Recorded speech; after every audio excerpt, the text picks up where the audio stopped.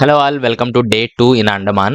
ఈ రోజు port Blair నుంచి హ్యావ్లాక్ ఎలా వెళ్ళాము, హ్యావ్లాక్ లో ఏం చేసాము అనేది ఈ వీడియోలో చూద్దాము. డే 1 లో మేము చెన్నై నుంచి పోర్ట్ బ్లేయర్ వచ్చి చాలా ప్లేసెస్ విజిట్ చేసాము. త్వరగా పడుకొని మార్నింగ్ త్వరగా లేవాలి, ఎందుకంటే మార్నింగ్ 6 కల్లా ఫెర్రీ అనేది స్టార్ట్ అవుతుంది. ఫెర్రీని రీచ్ అవ్వాలంటే మనం జెట్టి పాయింట్ కి వెళ్ళాలి, అలాగే 1 అవర్ బిఫోర్ వెళ్ళాలి. ఎందుకంటే మనం చెక్ ఇన్ చేయాలి, బోర్డింగ్ పాస్ తీసుకోవాలి.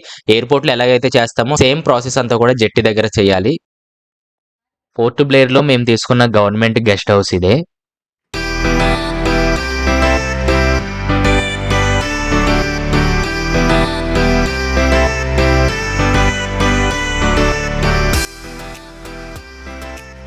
జెట్టి పాయింట్ రీచ్ అవ్వాలని చెప్పి మార్నింగ్ 4కే నేను లేచాను. అయితే రాత్రి కొన్ని బట్టలు ఉతుక్కున్నాను, ఎక్కడ ఎండేయాలని చెప్పి బయటకు వచ్చి ఇక్కడ ఇలా విధంగా తాడు కట్టేసి ఇలా ఎండేసేసాను. ఇక్కడ నుంచి చాలా చల్లగాలి వస్తుంది, పక్కనే సముద్రం ఉంది. అదేమో మనకు సుభాష్ చంద్రబోస్ ఫ్లాగ్ ఏదైతే హోస్ట్ చేశారో 1943లో, ఇక్కడ నుంచి చూస్తే ఆ వ్యూ అలా కనిపిస్తుంది. అలాగే 5 కల్లా మనకు తెల్లారిపోతుంది, అలాగే ఈవినింగ్ 6 కల్లా చీకటి అయిపోతుందండి. అదే అండమాన్ ప్రత్యేకత. మనం 5 కల్లా ఎగ్జాక్ట్లీ జెట్టి పాయింట్కి రీచ్ అవ్వాలి. 6 కల్లా ఫెర్రీ అనేది స్టార్ట్ అయిపోతుంది హ్యావ్లాక్కి. మా బావగారు ఆఫీస్ నుంచి ఒక 2 కార్లు పంపించారు. అందులో ఒక డ్రైవర్కి అడ్రస్ సరిగ్గా తెలియక కొంచెం లేట్గా వచ్చారు. అయితే మేమందరం రెడీగా ఉన్నాము. కొన్ని బ్యాగేజెస్ అనేది మా బావగారి ఇంటికి పంపించేశాము. ఎందుకంటే మళ్ళీ మనం పోర్ట్ బ్లేయర్కి రావాలి, పోర్ట్ బ్లేయర్ నుంచి మళ్ళీ చెన్నై రావాలి. ఇవన్నీ చాలా బ్యాగ్స్ అయిపోయాయి. ఇవన్నీ పట్టుకొని అవన్నీ ఏం తిరుగుతామని చెప్పి కొన్ని మాత్రమే ఓన్లీ 2 డేస్కి సరిపడా మా దగ్గర పెట్టుకున్నాము.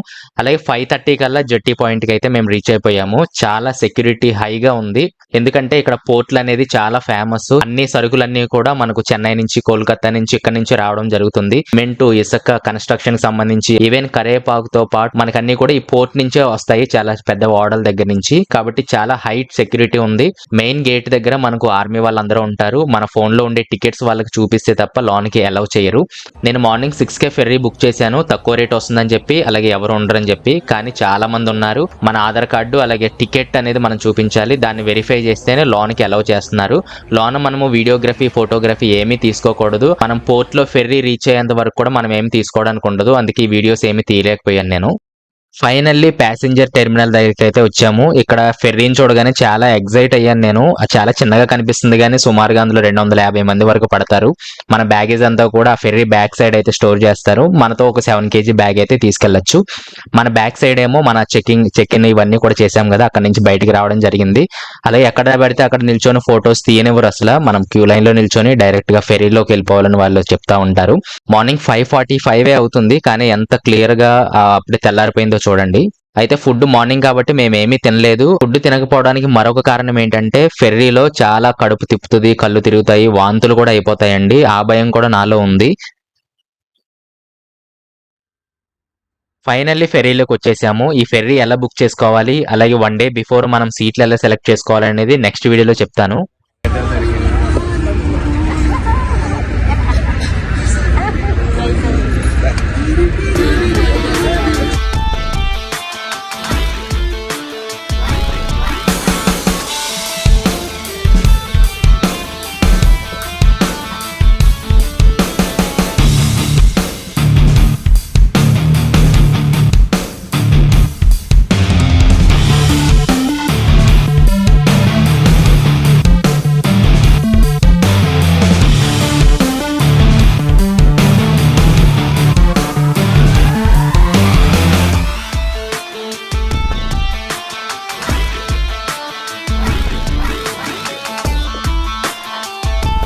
పోర్ట్ బ్లేయర్ నుంచి హ్యావ్లాక్ కి సుమారుగా 60 కిలోమీటర్ల మనం సముద్రంలో ఈ ఫెర్రీ ద్వారా ప్రయాణం చేయాలి. 2 గంటల సమయం పట్టింది. నిజానికి గంటన్నరలోనే రీచ్ అయిపోవాలి, కానీ ఆ రోజు వేవ్స్ చాలా ఎక్కువగా ఉన్నందువలన చాలా స్లోగా వెళ్ళారు. అలాగే మనకు వీడియోలో కనిపించట్లేదు కానీ ఆ ఫెర్రీ అనేది బాగా కుదుపులకు లోనైంది, అటు ఇటు బాగా ఊగిపోతుంది. దాని ప్రభావం వలన చాలా మందికి వాంతులు అయ్యాయి. వెనకాల వాష్రూమ్స్ దగ్గర ఫుల్ క్యూ ఉంది వాంతులు చేసుకునేవారు.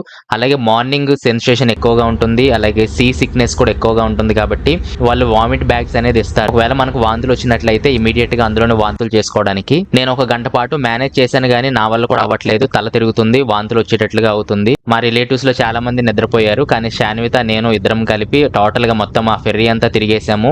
బ్యాక్ సైడ్ చాలా సేపు నిల్చున్నాము. కానీ చివరికి చాలా ఇబ్బందికరంగా మారింది నా పరిస్థితి కూడా. కానీ అలానే మేనేజ్ చేశాను. గంటన్నరలో వెళ్ళిపోవాలి గానీ ఒక అరగంట పెంచడం వల్ల కొంచెం ఇబ్బంది పడ్డాను. మొత్తానికి 8 గంటలకి నేను బయటికి రావడం జరిగింది. అప్పుడు చాలా గట్టిగా ఊపిరి పీల్చుకున్నాను. ముందు నేను ఎప్పుడు ఫెర్రీ ఎక్కాలి, ఎప్పుడు ఎక్కాలి అని చాలా ఆశపడ్డాను గానీ మళ్ళీ జీవితంలో ఎక్కకూడదని అనుకున్నాను. కానీ మళ్ళీ నేను హ్యావ్లాక్ నుంచి పోర్ట్ బ్లేయర్ వెళ్ళాలంటే ఖచ్చితంగా ఫెర్రీ ఎక్కాలి. ఆ ప్రయాణం కూడా ఎలా సాగిందో ఆ వీడియోలో చెప్తాను నేను.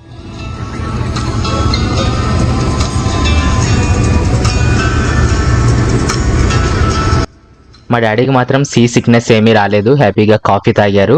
లోనే మనకు అన్ని అందుబాటులో ఉన్నాయి. టీ, కాఫీ, బిస్కెట్స్ ఇవన్నీ కూడా. చాలా మంది కాఫీలు అన్ని తాగుతున్నారు. చాలా మంది నిద్రపోతున్నారు. చాలా మంది వాంతులు చేసుకుంటున్నారు. మిక్స్డ్ ఫీలింగ్స్ ఉన్నాయి చాలా మందికి. ఫైనల్లీ 2 గంటల ప్రయాణం అనంతరం బయటపడ్డాము. హ్యావ్లాక్ దిగి చూడగానే చాలా అద్భుతంగా అనిపించింది. ఈ ప్యాసింజర్ టెర్మినల్ నుంచి మనము బయటకు వెళ్ళాలంటే 1 కిలోమీటర్ నడవాల్సి ఉంటుంది. ఆ గేట్ దాటిన తర్వాత మనకు టాక్సీ స్టాండ్లు ఇవన్నీ కూడా ఉంటాయి. ఎగ్జిట్.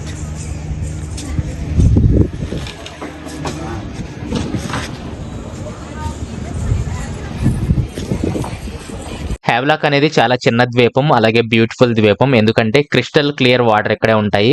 నా వాటర్ యాక్టివిటీస్ అన్ని కూడా నేను ఇక్కడే ప్లాన్ చేసుకున్నాను. స్కూబా గానీ, స్నోర్కలింగ్ గానీ, కయాకింగ్ గానీ ఇలా చాలా ప్లాన్ చేసుకున్నాను. ఫెర్రీ దిగిన తర్వాత గేట్ దాటిన తర్వాత ఆటో స్టాండ్, కార్ స్టాండ్ ఇవన్నీ కూడా ఉంటాయి. ఆటోలు అనేది చాలా తక్కువగా ఉంటాయి హ్యావ్లాక్ లో. అన్ని కూడా టాక్సీలే ఉంటాయి.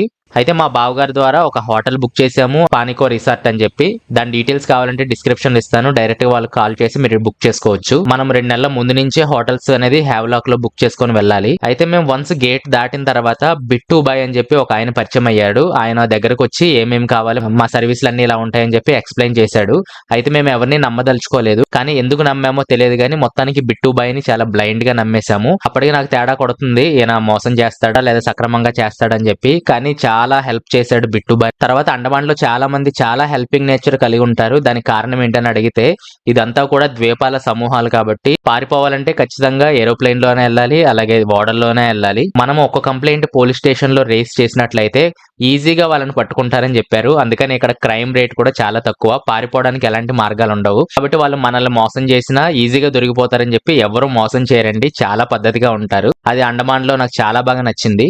అయితే బిట్టు బాయ్కి మేము నచ్చామో ఏమో తెలియదు కానీ అన్ని కూడా చాలా తక్కువ రేట్లకి ఇప్పించాడు. స్కూబా డైవ్ అయితే సుమారు 5,000 రూపాయలు ఉంటుంది, కానీ 2,500 రూపాయలకి ఇచ్చారు. కయాకింగ్ కూడా చాలా ఎక్కువ రేట్ ఉంటుంది, కానీ చాలా తక్కువకి ఇస్తా అన్నాడు. కానీ మేము అలసిపోయి చేయలేకపోయాము. అలాగే హోటల్ నుంచి జెట్టి పాయింట్ కి, హోటల్ నుంచి రాధానగర్ బీచ్ టాక్సీలు కూడా ఆయనే మాట్లాడాడు చాలా తక్కువ రేటుకి. మనం హ్యావ్లాక్ లో గుర్తించుకోవాల్సింది ఏంటంటే టాక్సీలు అనేవి ఈజీగా రావండి. ఎవరో ఒకరు బిట్టు బాయ్ లాంటి వాళ్ళు, ట్రావెల్ ఏజెన్సీ వీళ్ళ ద్వారా మాత్రమే ఈజీగా పొందుతాము. లేకపోతే ఒక్కరు కూడా రారు. ఎందుకంటే అన్ని ఫిక్స్ అయిపోయి ఉంటాయి కాబట్టి ఎవరు హెల్ప్ చేయరు. మేము ట్యాక్సీల గురించి ఒక గంట సేపు వెయిట్ చేసాము. చివరికి నేను బిట్టు బాయ్ కాల్ చేస్తే ఆయన 5 మినిట్స్ లో మాకు ట్యాక్సీ పంపించాడు.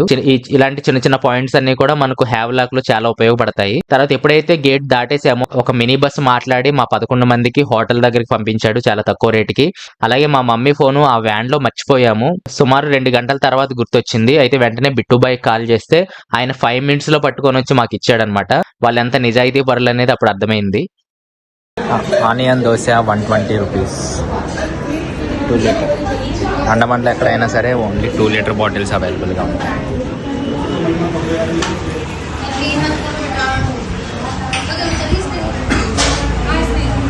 Double cost. మేము వెళ్ళిన రిసార్ట్ లో బ్రేక్ఫాస్ట్ అవైలబుల్ గా లేదంటే ఒక 1/2 కిలోమీటర్ మళ్ళీ అవన్నీ సెర్చ్ చేసి వెతికి ఒక హోటల్ కి రీచ్ అయ్యాము, దోశ పాయింట్ అని చెప్పి. అక్కడ దోశ 120 రూపీస్, ఇడ్లీ 100 రూపీస్, ఈ విధంగా రేట్లు అయితే ఉన్నాయి. అంటే మన దగ్గర ఒక 50 రూపీస్కి వచ్చేది ఒక డబుల్ ఛార్జ్ చేస్తున్నారు అక్కడ. మనం ట్రిప్ లో ఉన్నాం కాబట్టి కొన్నిసార్లు డబ్బులు అనేది లెక్క చేయకూడదు. అప్పుడు మాత్రమే మన కడుపు నిండుద్ది, అలాగే టైంకి అన్ని చేయగలము. ఇదే మేము ఉన్న రిసార్ట్. తినేసిన తర్వాత వెంటనే వచ్చి ఫ్రెష్ అయ్యి మళ్ళీ మేము జెట్టి పాయింట్ కి వెళ్ళాలి. ఎందుకంటే ఎలిఫెంట్ బీచ్ కి వెళ్తున్నాం ఈ రోజు కొన్ని వాటర్ యాక్టివిటీస్ చేయడానికి.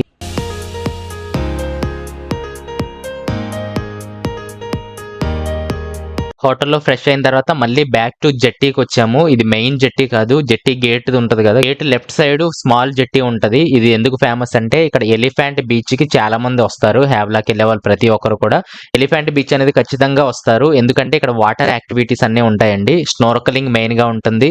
అలాగే బోట్ రైడ్ అని, బనానా రైడ్ అని, అలా అండర్ వాటర్ కి వెళ్లే చిన్న చిన్న బోట్లు ఉంటాయి. సో ఇలా చాలా రకాలైనవి ఉంటాయి. మనం అక్కడికి వెళ్ళాలంటే ₹1000 మనిషికి టికెట్ తీసుకోవాల్సి ఉంటుంది. ఆ టికెట్ ప్రాసెస్ అంతా కూడా ఈ హ్యావ్లాక్ జెట్టీలోనే తీసుకోవాలి. మళ్ళీ మనకు బిట్టుబాయ్ కలిశారు. ఆయన దగ్గరుండి మాకందరికి కూడా టికెట్స్ తీసి మళ్ళీ ఆ టికెట్స్ అన్ని కూడా అక్కడ వాళ్ళు రిపోర్ట్ చేయాల్సి ఉంటుంది. ఎంతమంది అయితే ఎలిఫెంట్ బీచ్ కి వెళ్తున్నారని చెప్పి ఆ మేనేజ్మెంట్ దగ్గర అయితే ఒక రిపోర్ట్ ఉంటది. దాన్ని పక్కాగా వీళ్ళు మేనేజ్ చేస్తారండి. మళ్ళీ గవర్నమెంట్ కి వాళ్ళు సబ్మిట్ చేయాల్సి ఉంటుంది. ఎన్ని బోట్లు వెళ్తున్నాయి, ఎన్ని బోట్లు తిరిగి వస్తున్నాయి, ఏదైనా ప్రమాదానికి లోన్ అయితే ఏం చేయాలి, ఇలాంటివన్నీ కూడా వాళ్ళు తీసుకోవడం జరుగుతుంది. ఇప్పుడు మేము 11 మంది ఉన్నాం కదా, 11 మంది లిస్టు అక్కడ ఇచ్చారు. అలాగే ఇంకా చాలా మంది లిస్టు అక్కడ ఇచ్చారు.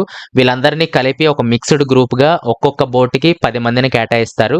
ఆ 10 మంది ఉండే బోటు మనకు ఎలిఫెంట్ బీచ్ ఇక్కడ ఉంది కదా, లైట్ హౌస్ దగ్గర నుంచి ఇలా వచ్చి ఎలిఫెంట్ బీచ్ దగ్గర తీసుకొస్తారు. అక్కడ మనకు 3 గంటల వరకు మాత్రమే పర్మిషన్ ఉంటుంది. అంటే ఆఫ్టర్నూన్ 3 గంటలకి 3 గంటల నుంచి ఎలిఫెంట్ బీచ్ ను క్లోజ్ చేయడం జరుగుతుంది. మళ్ళీ అందరూ కూడా వచ్చేయాల్సి ఉంటుంది. మనం ఏ బోట్ లో అయితే వెళ్ళామో ఆ బోటు మనుషులు మనతోనే ఉంటారు. మళ్ళీ వాళ్ళకి రిపోర్ట్ చేస్తే మళ్ళీ మనల్ని తీసుకొని వచ్చి ఇక్కడ హ్యావ్లాక్ జెట్టీలో మన డ్రాప్ చేయడం అయితే జరుగుతుంది. అయితే వాటర్ యాక్టివిటీస్ జరుగుతాయో వాటన్నిటికీ కూడా టికెట్స్ మనం ఇక్కడే తీసుకోవచ్చు. హ్యావ్లాక్ జెట్టీలో ఎవరైనా ఇక్కడ తీసుకోవచ్చు, మళ్ళీ ఎలిఫెంట్ బీచ్ లో కూడా తీసుకోవచ్చు. మేమైతే కొన్ని టికెట్స్ ఇక్కడే తీసుకోవడం జరిగింది.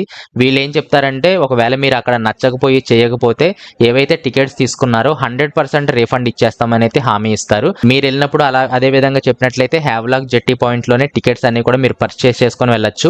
లేదు నేను అక్కడికి వెళ్ళి చూసి ఏదేది కావాలో అక్కడ సెలెక్ట్ చేసుకుంటానంటే అక్కడ కూడా మీరు టికెట్స్ అనేది పర్చేస్ చేయొచ్చు. తర్వాత మీరు అండమాన్ వచ్చేటప్పుడు మెయిన్ గా ఒక టోపీ తీసుకోండి, అలాగే సన్ గ్లాసెస్ కూడా తీసుకోండి. ఈ రెండు చాలా ఉపయోగపడతాయి మీకు. ఎందుకంటే మనకు వైట్ శాండ్ బీచెస్ ఎక్కువ ఉంటాయి కాబట్టి డైరెక్ట్ గా మనం కళ్ళతో చూడలేము. సన్ గ్లాస్ పెట్టుకుంటే తప్ప మీకు క్లియర్ విజిబిలిటీ అనేది ఉండదు. 10 మంది బోట్లు ఎప్పుడైతే రెడీ అవుతాయో అక్కడ ఒక ఆయన వచ్చి మనల్ని అందరినీ పిలిచి ఏమేం చెయ్యాలి, ఏమేమి చేయకూడదు అని చెప్పి అక్కడ చాలా డైరెక్షన్స్ అయితే మనకి ఇస్తారు. అవి ఖచ్చితంగా మనం ఫాలో అవ్వాలి. ఫాలో అవ్వనట్లయితే మన లోనికి అలౌ చేయరు.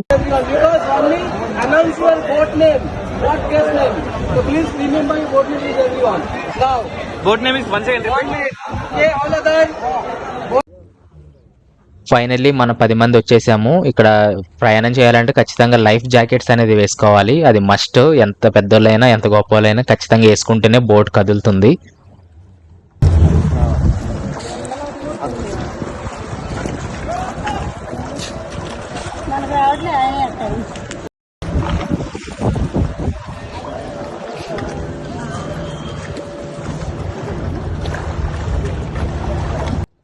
వాళ్ళ బోట్లోకి ఇసుక రాకూడదని చెప్పి చెప్పులన్నీ కడిగించి మరీ ఆయన ఎక్కిస్తున్నాడు పైకి.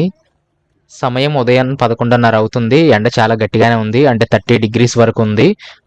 చాలా మంది బోట్లకి పైన టాప్ ఇచ్చారు, కానీ ఇది స్పీడ్ బోట్ కారణంగా మాకు టాప్ ఏమీ లేదు. ఎండ మాత్రం చాలా ఎక్కువగా ఉంది. అయినా అలానే కూర్చున్నాము. ఒక 10 to 15 minutes లో ఎలిఫెంట్ బీచ్ కి రీచ్ అయిపోయాము.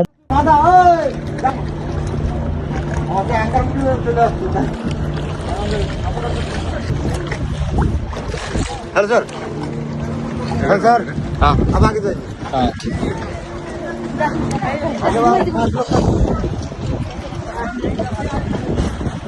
అటు ముందుకెళ్దామా?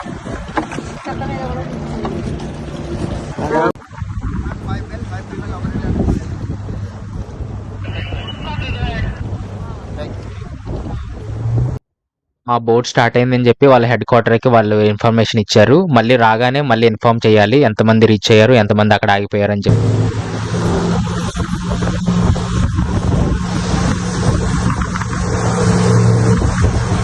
काम कीजिए ना, आप उधर बैठिए ना, एक ही ग्रुप का है ना। ఇదే ఎలిఫెంటా బీచ్. లెఫ్ట్ సైడ్ లో మనం ఫోటోషూట్ కూడా చేసుకోవచ్చు. ముందు చూస్తే ఉప్పు నీరు మొత్తం అంతా కూడా, అలాగే క్రిస్టల్ క్లియర్ వాటర్ అయితే ఉన్నాయి. చాలా వాటర్ యాక్టివిటీస్ అయితే ఇక్కడ జరుగుతున్నాయి.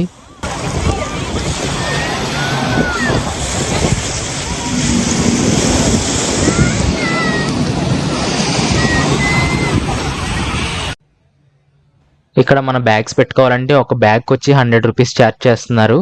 ఫుడ్ కూడా తినడానికి పెద్దగా ఏమీ లేదు.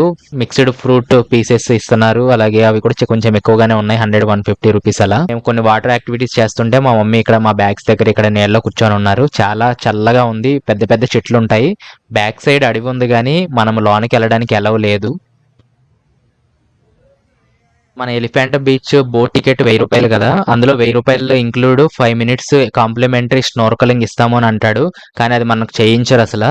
నిజంగా మనం చేయాలంటే 1200 రూపాయలు తీసుకుంటారు స్నోర్కలింగ్. నేను చెయ్యను అనుకున్నాను, కానీ మన బోట్ డ్రైవర్ నన్ను చాలా బతిమాలాడు. బాగా ఉంటుంది, చెయ్యండి చెయ్యండి చెయ్యండి అంటే చేశాను. నిజానికి చాలా అద్భుతంగా ఉంది. ఎవరైనా ఎలిఫెంట్ బీచ్కి వస్తే స్నోర్కలింగ్ తప్పకుండా ట్రై చేయండి. ఒక అద్భుతం చూడొచ్చు మనం అక్కడ. మధ్యాహ్నం 3 గంటల వరకు అక్కడే ఉండి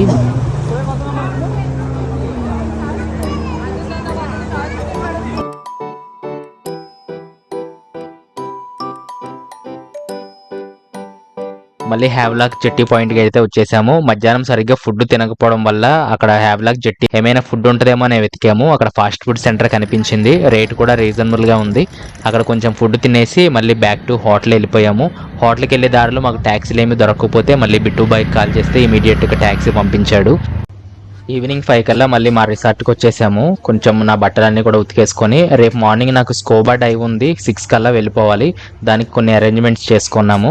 మళ్ళీ బిట్టుబాయ్ మా హోటల్కి వచ్చి కయాకింగ్ చేస్తారా అని అడిగారు. చాలా తక్కువ రేటుకి ఇప్పిస్తాను మీకు అన్నాడు. కానీ మేము చాలా టైర్డ్ అయిపోయాము, ఎందుకంటే మార్నింగ్ 4కి లేచి ఎలిఫెంట్ బీచ్కి వెళ్ళి ఇవన్నీ చేసేటప్పటికి చాలా టైర్డ్ అయిపోయి ఇంకా చేయలేమని చెప్పాము. మా రిసార్ట్లోనే డిన్నర్ ఆర్డర్ చేసుకొని ఫుల్గా తినేసి త్వరగా పడుకున్నాము, ఎందుకంటే ఎర్లీ మార్నింగ్ మళ్ళీ స్కూబా డైవ్కి లేవాలి కాబట్టి. సో ఇదండి డే 2లో జరిగింది. రేపు చాలా ఎక్సైటెడ్గా ఉన్నాను, స్కూబా డైవ్ చేయాలి, ఎలా ఉంటుంది ఫస్ట్ టైం ఇవన్నీ కూడా. డే 3 వీడియోలో స్కూబా డైవ్ గురించి చూద్దాము, చాలా ఇంట్రెస్టింగ్గా ఉండబోతుంది. ఇంతవరకు వాచ్ చేసినందుకు థ్యాంక్ యూ, టాటా.